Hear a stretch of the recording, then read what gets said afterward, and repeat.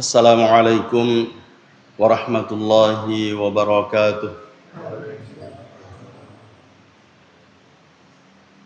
Alhamdulillahilladzi hadana li hadzal din wa ma kunna linahtadiya laula an hadanallah.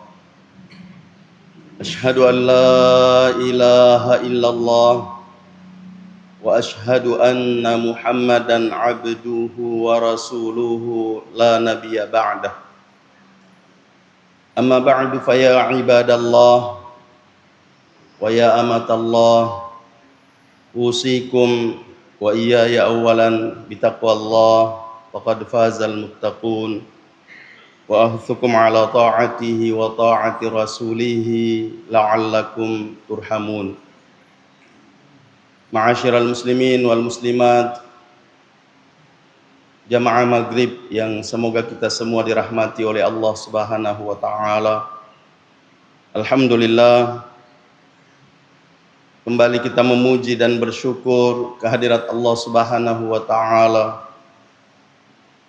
atas limpahan karunia dan nikmatnya serta hidayahnya kepada kita semua, sehingga pada petang hari ini kembali kita dapat melaksanakan salat maghrib secara berjamaah, yang mudah-mudahan apa yang kita lakukan ini diterima oleh Allah Subhanahu wa taala dan dapat menjadi pemberat timbangan kebaikan kita,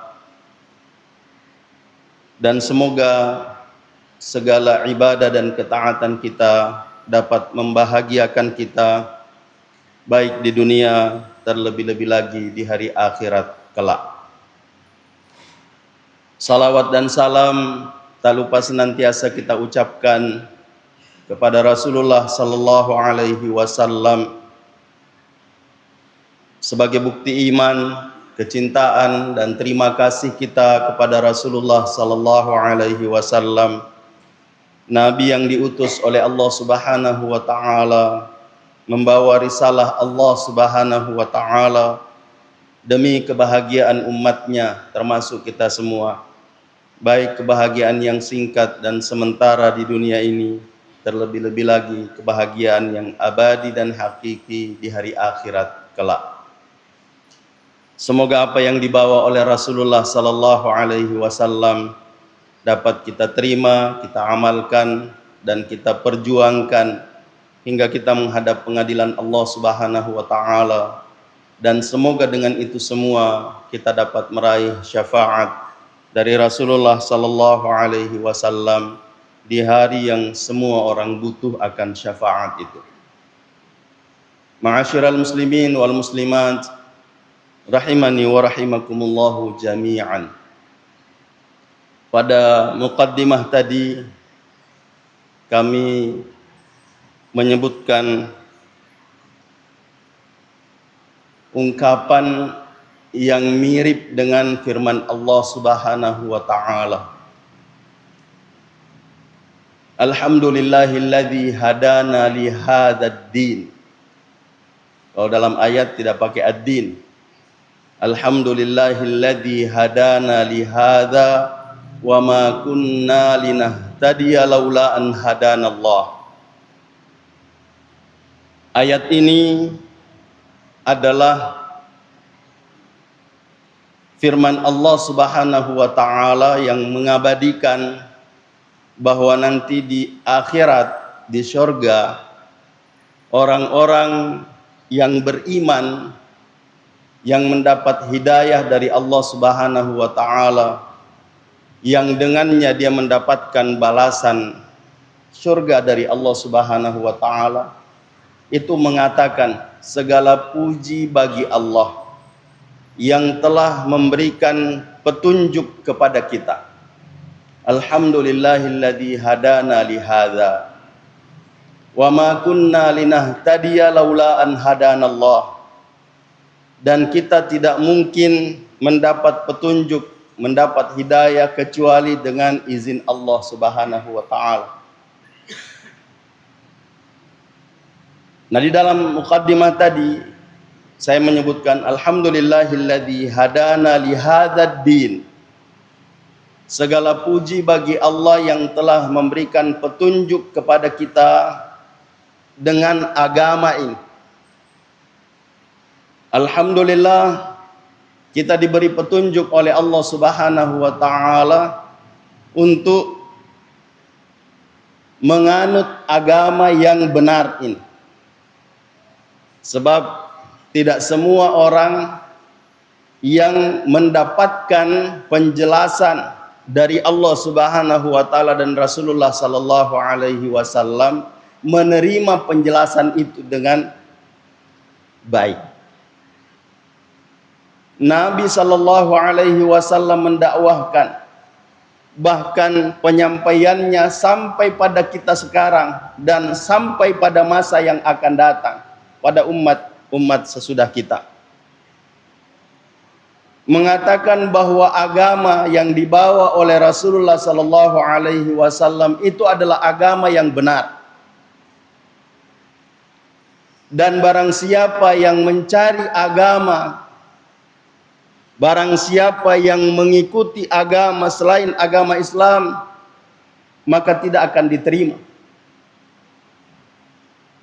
Sehingga bersyukurlah kita ketika kita mendapatkan Islam itu dan kita bisa mempertahankan keislaman kita sampai akhir hayat.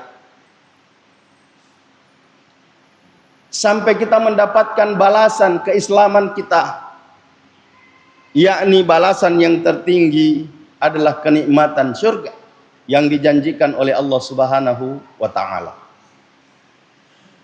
Namun perlu kita menyadari bahwa tidak semua orang yang mendapat hidayah dari Allah Subhanahu wa taala mampu mempertahankan hidayah itu. Tidak semua orang yang diberi petunjuk untuk mendapatkan Islam mampu Islam sampai akhir hayat. Banyak kisah yang menyebutkan seperti itu. Bahkan ada dari zaman Nabi sallallahu alaihi wasallam, ada di antara sahabat Nabi sallallahu alaihi wasallam yang menjadi pengikut setia Rasulullah sallallahu alaihi wasallam, tapi karena satu dan lain hal dia rela melepaskan hidayah itu. Dia rela melepaskan keislamannya karena keinginannya untuk mendapatkan apa yang dia harapkan. Salah satu contoh, ada sahabat Nabi sallallahu alaihi wasallam yang ikut hijrah pada hijrah yang pertama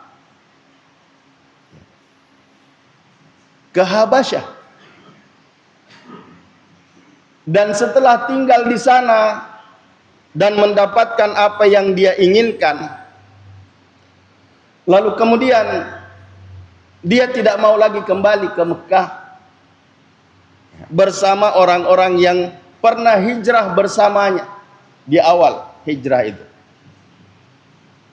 Dan ada yang setelah Rasulullah sallallahu alaihi wasallam hijrah ke Madinah, meninggalkan Habasyah menuju Madinah, bergabung bersama Rasulullah sallallahu alaihi wasallam.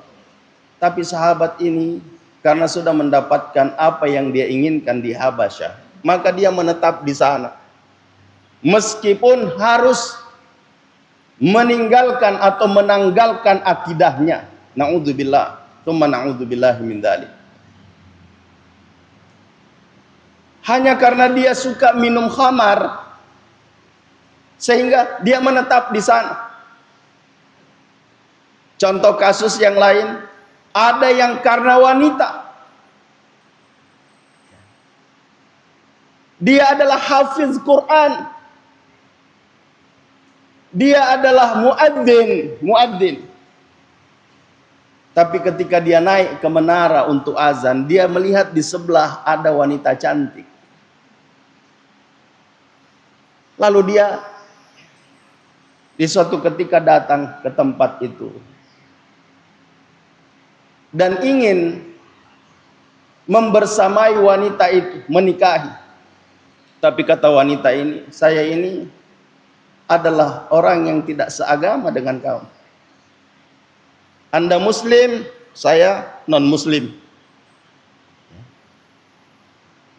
Kalau kamu mau ikut agama saya, ya boleh. Dan karena itu dia menanggalkan agamanya. Dia meninggalkan agamanya. Dia berpindah agama demi mendapatkan wanita yang dia inginkan. Maka kafirlah dia. Yang lebih menyedihkan lagi adalah ketika dia pindah agama,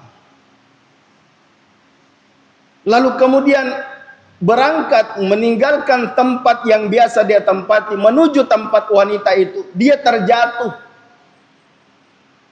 Belum sempat menyentuh istrinya, belum sempat menyentuh wanita itu, mati dalam keadaan sudah meninggalkan agamanya. Na'udzubillah. Na'udzubillahi min dzalik. Mati dalam kekafiran. Sehingga jamaah sekalian yang semoga kita semua dirahmati oleh Allah Subhanahu wa taala. Bersyukurlah kita yang diberi hidayah oleh Allah Subhanahu wa taala dan masih mampu mempertahankan sampai sekarang, dan mudah-mudahan bisa mempertahankan sampai akhir hayat. Sebab kita harus mengakui Rasulullah sallallahu alaihi wasallam pernah bersabda, "Innamal a'malu bil khawatim." Sesungguhnya amal itu dilihat ujungnya, akhirnya. Nah, kita belum tahu ini bagaimana penghujung kehidupan kita. Apakah di akhir hayat kita adalah orang yang taat pada Allah Subhanahu wa taala, ataukah orang yang durhaka kepada Allah Subhanahu wa taala? Na'udzubillah. Tsumma na'udzubillahi min dzalik. Sebab dalam hadis yang panjang juga disebutkan seperti itu. Ada orang mulai dari awal mula dicatatnya amal ibadahnya, amal perbuatannya, sampai tinggal selangkah lagi dia mendapatkan syurga, tapi sudah didahului oleh catatan di Lauhil Mahfuz bahwa dia adalah penghuni neraka.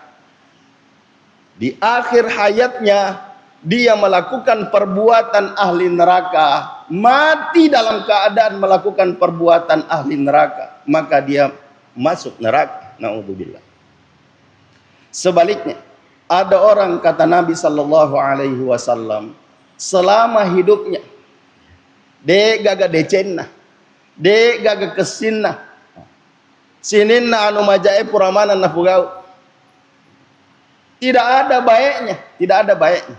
Semua dosa pernah dia lakukan, tapi sudah tercatat di Lauhil Mahfuz bahwa orang ini adalah penghuni surga, maka tinggal selangkah lagi dia mendapatkan azab neraka, tapi Allah berkehendak lain.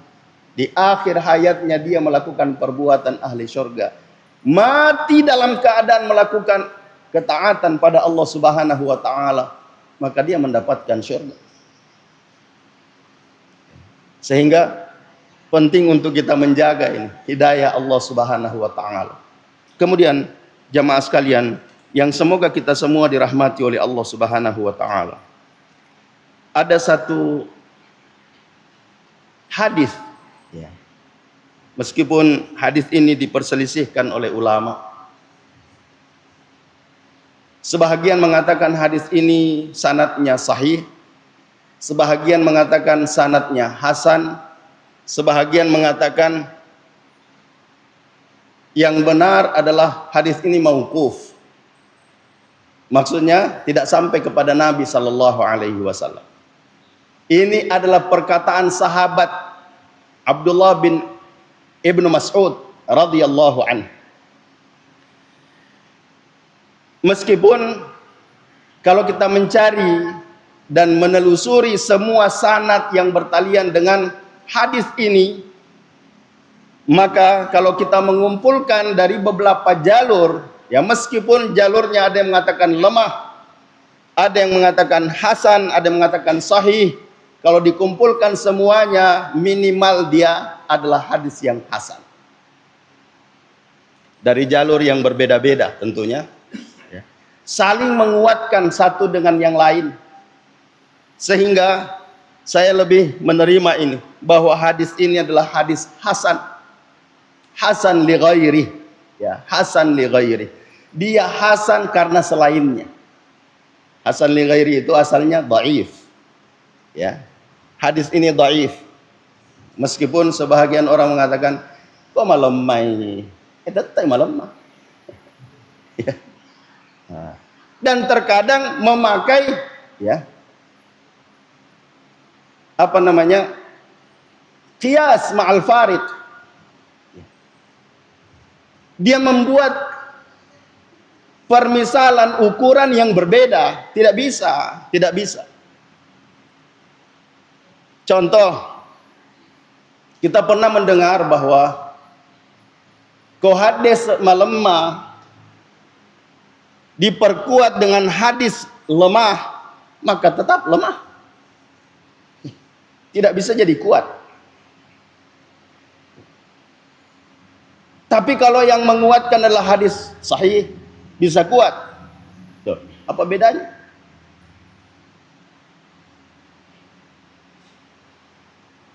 Atau sebaliknya, hadis kuat, sahih, tapi bertentangan dengan hadis yang lebih sahih dari itu, lebih kuat dari itu, maka dia dilemahkan. Apa analog yang disebutkan? Qiyas ma'al farid, kalau saya sebut itu. Bahwa erodoi palesue, ya, mau maega, itu nalaku, ya, doi palsu, malemah, ditambah doi palsu, malemah, ya, mau dipasek di dekto nama, dekto naule, dipakai, mengeli. Ini qiyas ma'al farid. Ya, ini qiyas ma'al farid. Mengkias sesuatu yang berbeda.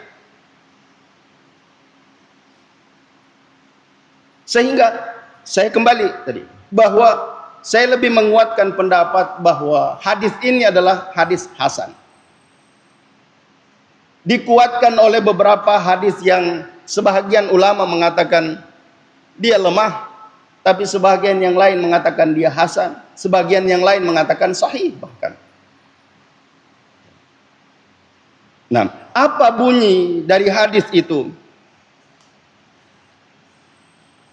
Innallaha qassama bainakum akhlaqakum kama qassama bainakum arzaqakum. Sesungguhnya Allah Subhanahu wa taala membagikan di antara kalian akhlak-akhlak kalian sebagaimana Allah Subhanahu wa taala membagikan rezeki-rezeki kalian. Wa innallaha yu'tid dina liman ahabba. Dan sesungguhnya Allah Subhanahu wa taala memberikan agama kepada siapa yang dia cintai. Maaf, ada sebelumnya ya. Wa innallaha yu'tid dunya man yuhibbu wa man la yuhibbu. Sesungguhnya Allah Subhanahu wa taala memberikan dunia ini kepada siapa yang dia cintai dan siapa yang dia tidak cintai. Sehingga orang beriman, orang kafir dapat semua. Bahkan terkadang orang kafir lebih makmur daripada orang yang beriman, orang yang beragama. Kenapa? Karena orang yang tidak beragama menghalalkan segala cara. Kotoma tepe tidak ada koridor. Oh, ini tidak boleh, ini tidak boleh, ya, ini dilarang dan sebagainya. Sehingga kalau kita juga mau mengikuti seperti apa yang dilakukan oleh orang yang tidak beragama, ya, maka mungkin kita sukses dunia, tapi akibatnya di akhirat. Ya, akibatnya di akhirat. Bahkan terkadang kita melihat ya, seperti yang kita sebutkan tadi, bahwa ada orang yang diberi hidayah oleh Allah Subhanahu wa taala, mampu melakukan kebaikan, tapi karena pengaruh dunia dia meninggalkan itu untuk mendapatkan kesenangan dunianya. Mati dalam keadaan menginginkan kesenangan dunia. Dan ada yang belum tentu dapat. Ya, seperti yang kita contohkan tadi. Ada yang menikah, belum sempat bersentuhan dengan istrinya. Meskipun dia sudah menggadaikan akidahnya, dia sudah kafir. Karena menginginkan perempuan kafir. Lalu belum dia menyentuh istri atau perempuan itu, dia meninggal. La haula wala quwata illa billah. Silaka Pak.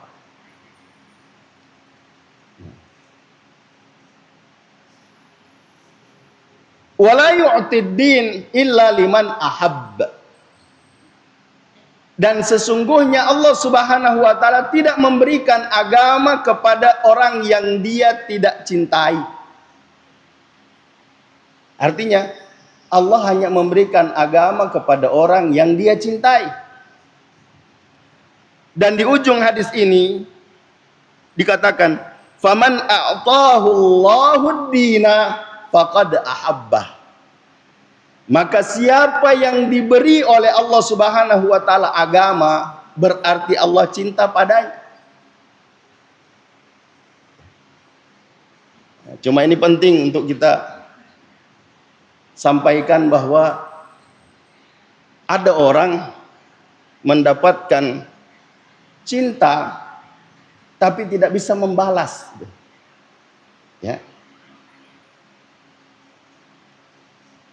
Ya, kita mengambil contoh ya, dan ini tidak bisa kita jadikan contoh untuk ya kepada Allah Subhanahu wa taala. Tapi yang biasa diterima oleh akal kita kalau contohnya adalah sifatnya manusiawi.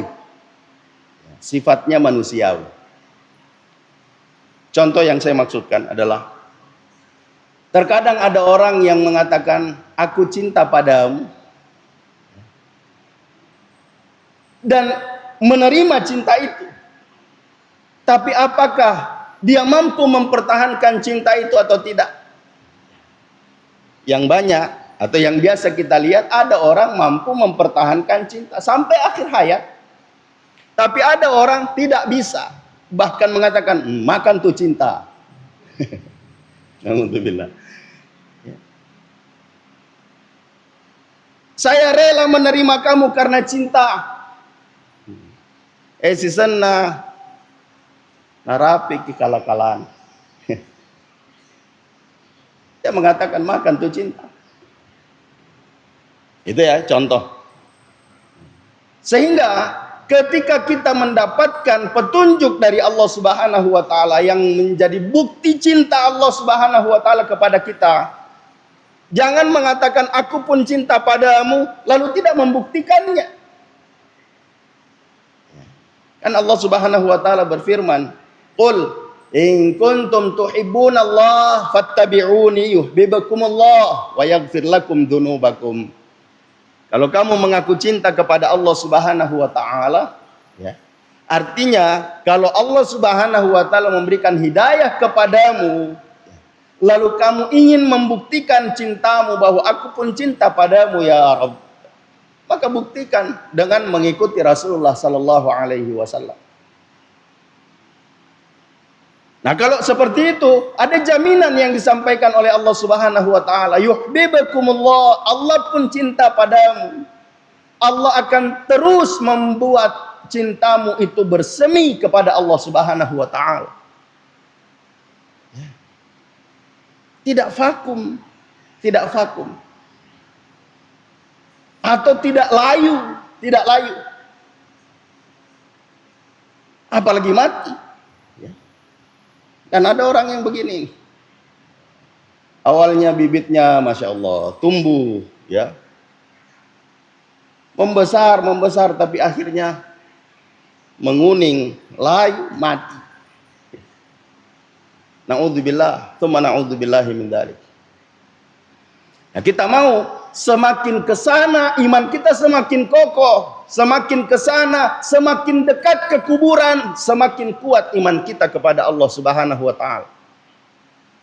Jangan seperti orang munafik yang diabadikan oleh Allah Subhanahu wa taala dalam Al-Qur'an untuk menjadi pelajaran ibrah buat kita. Wa minan nasi may yaqulu amanna billahi wa bil yaumil akhir wa ma hum bimu'minin, kata Allah Subhanahu wa taala. Di antara manusia ada yang mengaku beriman kepada Allah Subhanahu wa taala dan hari akhirat. Tapi Allah Subhanahu wa taala mengatakan, mereka bukan orang beriman. Mereka tidak beriman. Kenapa? Karena hanya pengakuan, tidak ada buktinya. Tidak ada buktinya.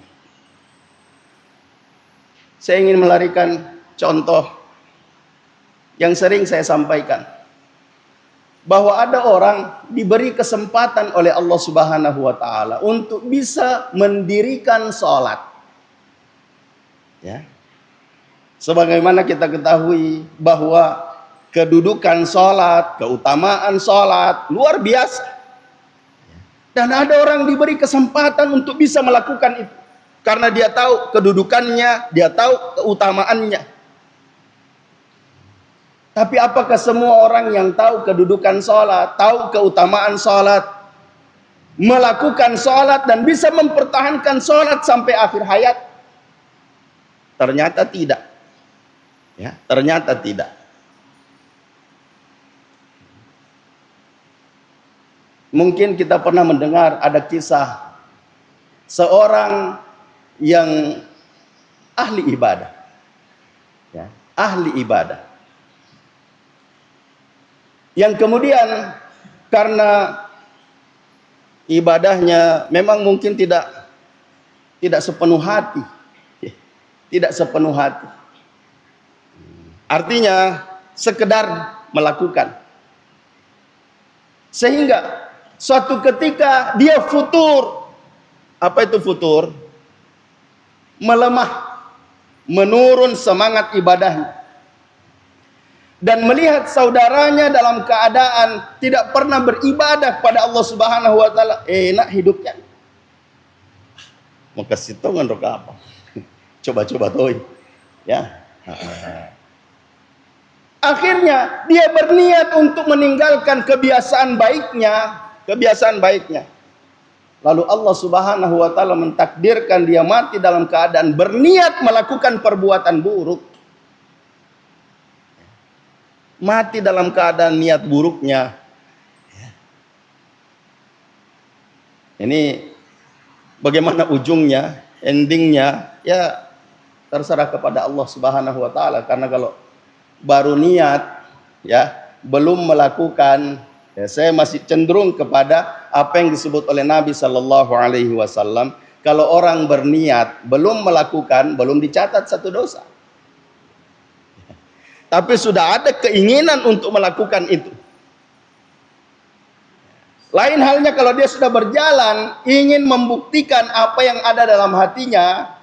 Seperti contoh, orang yang membunuh 99. Ya, sudah masyhur ini kisah. Ada orang membunuh 99. Mau tobat, datang ke ulama. Adakah jalan untuk tobat saya diterima? 10 serah. Ya, aserani polona aseramu uno, napelok toba. Tidak ada jalan. Dipagena seratu.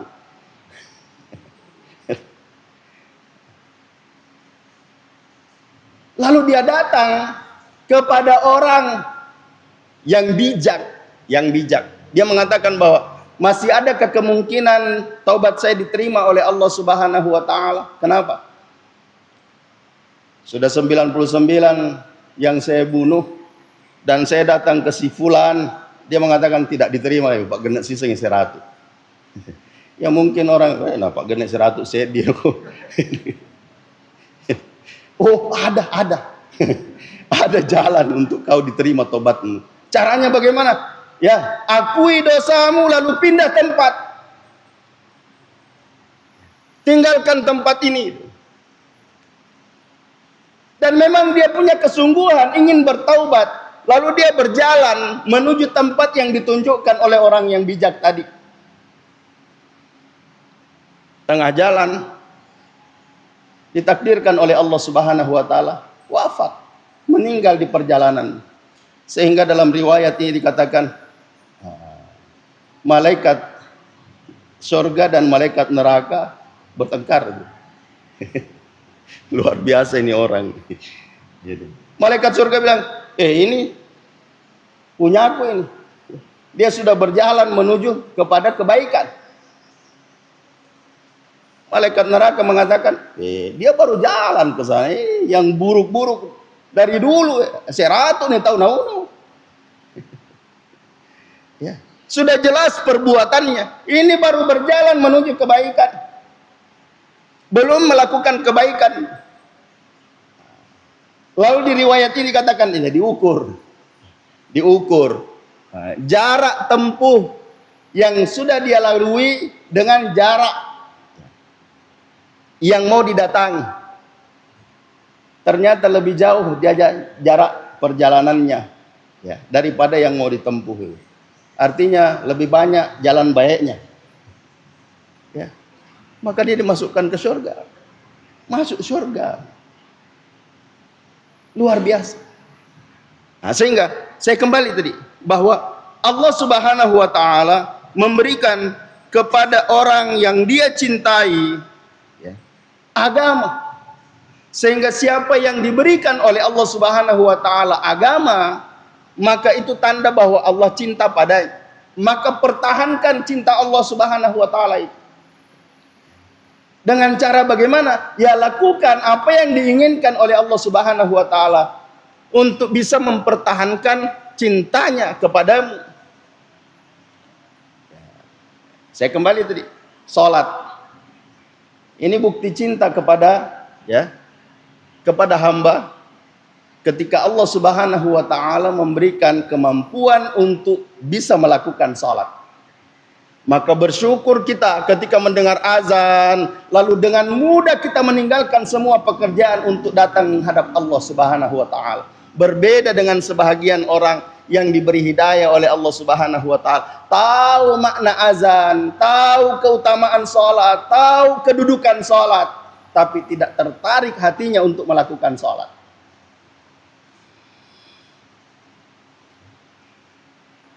Ya, sama dengan kalau kita mengatakan bahwa masih ada di antara saudara dan saudari kita yang belum tahu atau melakukan sholat setengah hati karena tidak tahu, atau memang tidak mau tahu, tidak mau mempelajari syarat sahnya sholat, padahal dia sudah tahu syarat wajib sholat muslim. Nah, dia muslim. Artinya kalau dia mengaku muslim tapi tidak sholat, mengkhawatirkan. Karena Nabi Shallallahu Alaihi Wasallam mengatakan bahwa sholat itu adalah rukun Islam. Yang namanya rukun adalah sesuatu yang menentukan sah atau tidaknya keislaman seseorang. Sama dengan rukun sholat. Rukun sholat adalah sesuatu yang menentukan sah atau tidaknya sholat seseorang.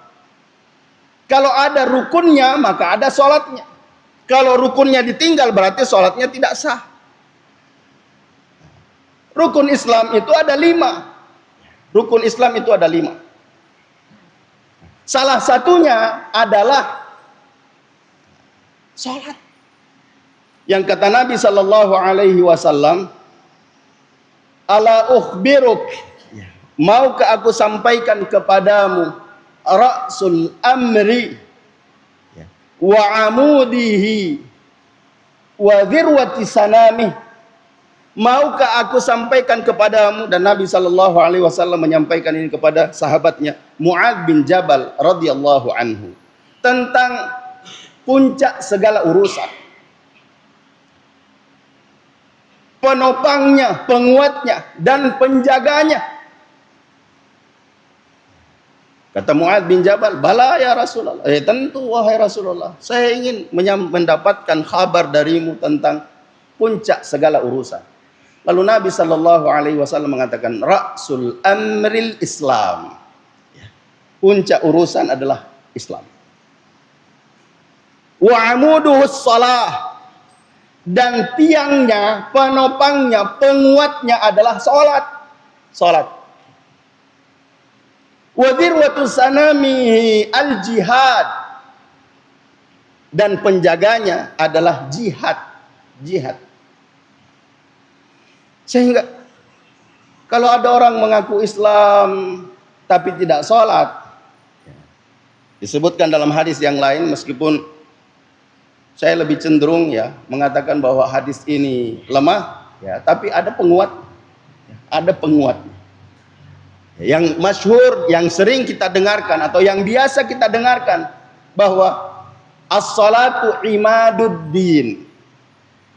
Ya, salat itu adalah tiang agama. Faman aqamaha faqad aqamad-din. Siapa yang mendirikan salat, maka dia mendirikan agama. Wa man tarakaha faqad hadamad-din.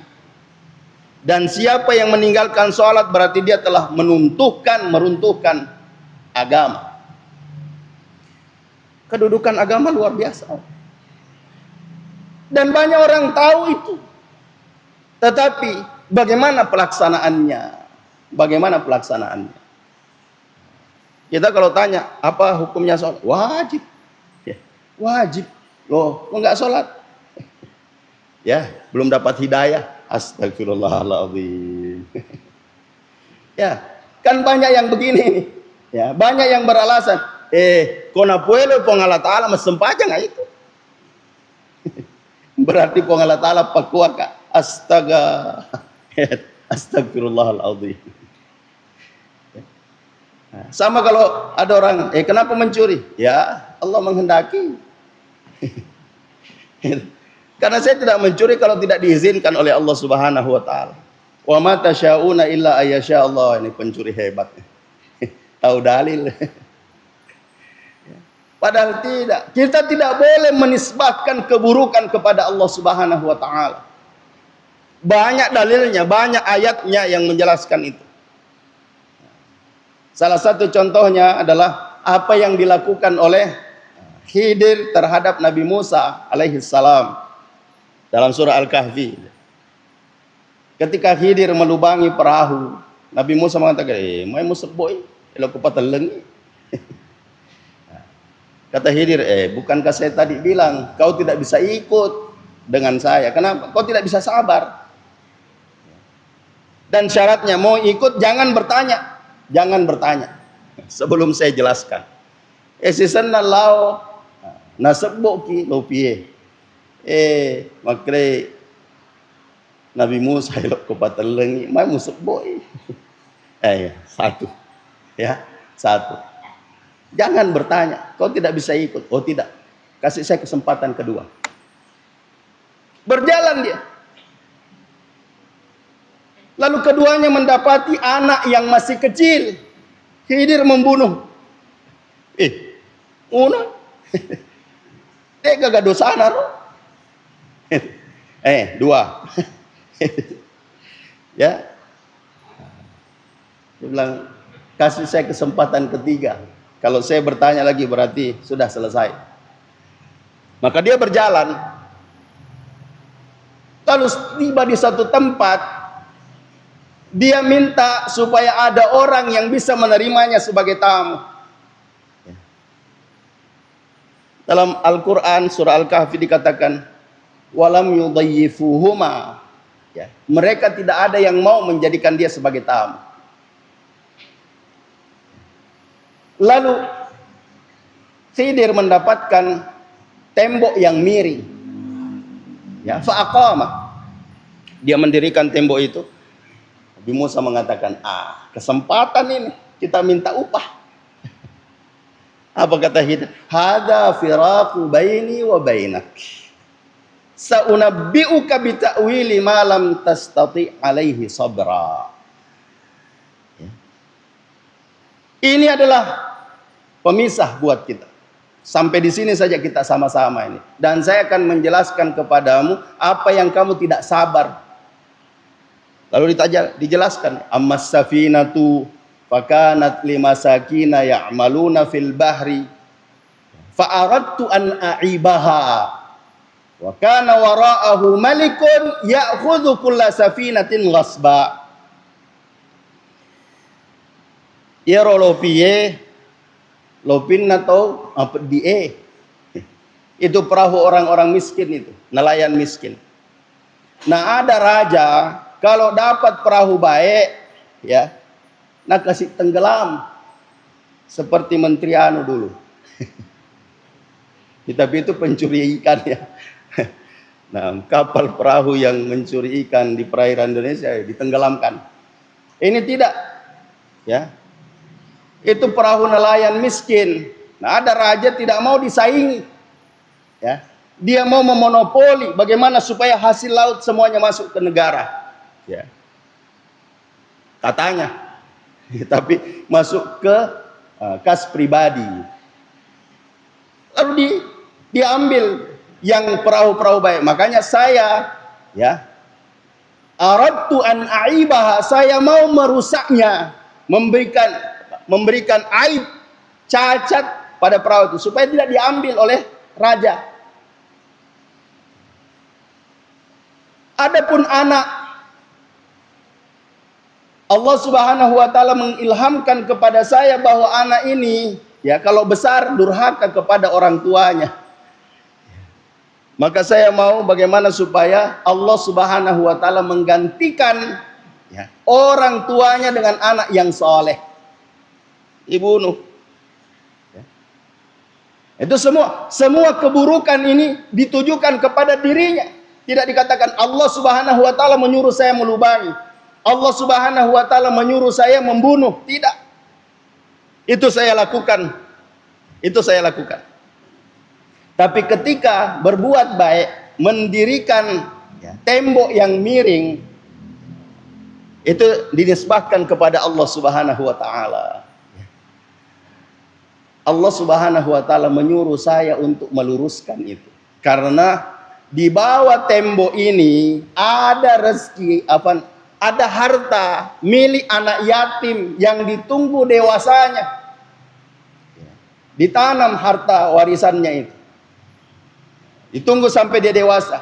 Nah, ini kalau miring temboknya jatuh, nanti hilang tandanya. Ketika dia dewasa tidak ditahu lagi di mana tempat. Maka saya mendirikan itu. Ini atas perintah Allah Subhanahu wa taala. Itu yang disebutkan, ya, bahwa kalau perbuatan buruk jangan menisbahkan kepada Allah. Dan ini bisa dijawab, ya. Ada satu kisah bahwa Umar bin Khattab menghukum seorang pencuri. Lalu dia mengatakan, "Kenapa kamu menghukum saya? Ya, padahal saya mencuri ini karena Allah. Ya, kalau tidak dikehendaki oleh Allah, tidak mungkin saya mencuri." Lalu Umar bin Khattab mengatakan, "Saya juga menghukummu karena perintah Allah." Karena perintah Allah. Sama kalau mengatakan bahwa jangan tinggal kalau, ya, ada wabah. Pindah. Dia bilang, kenapa mau lari dari takdir Allah Subhanahu wa taala? Ini kalau kena di sini takdir. Tapi kalau dijawab bahwa, ya, pindah juga itu takdir Allah Subhanahu wa taala. Sehingga jamaah sekalian yang semoga kita semua dirahmati oleh Allah Subhanahu wa taala, mari kita, ya, memperkuat keyakinan kita kepada Allah Subhanahu wa taala dan meyakini bahwa ini semua adalah izin Allah Subhanahu wa taala, sehingga kita mampu berbuat yang terbaik. Mudah-mudahan Allah Subhanahu wa taala memberikan hidayah, keistiqamahan buat kita untuk tetap berada pada kebaikan itu sampai akhir hayat dan sampai kita mendapatkan balasan kebaikan kita. Semoga Allah Subhanahu wa taala memberikan hidayah kepada kita, ya, sampai pada penghujung kehidupan ini. Dan terakhir, saya menyampaikan kepada seluruh jamaah, mari kita mendoakan saudara kita yang sekarang berada di negeri jiran untuk pengobatannya. Dan tadi saya berbicara langsung dengan beliau, mengatakan bahwa hasil MRI, ya, di Malaysia sana itu sama dengan hasil yang ada di Makassar. Karena dia harus difoto ulang kembali di sana karena dokter di Malaysia tidak menerima foto yang dari Sulawesi. Dan hasilnya tetap sama, ya, harus diangkat. Ya, harus diangkat. Sehingga tadi saya memberikan motivasi, memberikan dorongan, ya, sabar ki, tabah ki, ikhlas ki menerima ini takdir. Dan beliau sendiri mengatakan, ketika saya bertanya ke dokter, dok, apa penyebabnya? Apa penyebab sakit saya ini? Dokternya bilang, tidak usah tahu, ya, ini takdirmu. Ridalah menerima takdir. Makanya saya kembalikan Haji, ya, yang saya maksudnya Haji Yasir, ya, yang kemarin dijenguk oleh sebahagian jamaah, yang saya menyesal sekali karena saya tidak diberitahu. Kalau saya diberitahu, saya insya Allah ikut kemarin. Tapi ya, qadarullah. Saya mengatakan, dokter bilang ini takdirmu, ya. Dan yang bisa merubah takdir itu adalah Allah Subhanahu wa taala lewat doa. Ya, lewat doa. Saya mengatakan, Haji, ini Jumat. Kata Nabi sallallahu alaihi wasallam, tidak ada orang yang berdoa minta dunia dan akhirat pada sore hari Jumat kecuali Allah terima. Berdoa. Mudah-mudahan Allah Subhanahu wa taala memberikan yang terbaik. Dan alhamdulillah beliau bersyukur, dan saya mengatakan insya Allah saya akan menyampaikan kepada jamaah karena saya diberi amanah untuk menggantikan Ustaz Hidayatullah yang memberikan wa'idhah pada sesudah maghrib nanti, dan saya ingin menyampaikan itu bahwa mari kita mendoakan saudara kita Haji Yasir, mudah-mudahan Allah Subhanahu wa taala memberikan kemudahan dan kelancaran bagi operasinya besok, dan mudah-mudahan Allah Subhanahu wa taala cepat memberikan pemulihan dan kesembuhan sehingga bisa kembali beraktivitas seperti biasa. Allahumma amin. Ja'alani Allah wa iyyakum minal amilina wal faizin wa adkhalani wa iyyakum bil jannati wan na'imil muqim. Aqulu qawli hadza wa astaghfirullahal azim li wa lakum wa lisairil muslimina wal muslimati min kulli dhanb. Fa ya fawzal mustaghfirin wa ya najatat taibin. Subhanakallahumma bihamdik asyhadu an la ilaha illa anta astaghfiruka wa atubu ilaik. Hadanallahu wa iyyakum ajma'in. Wal 'afwu minkum. Wassalamu alaikum warahmatullahi wabarakatuh.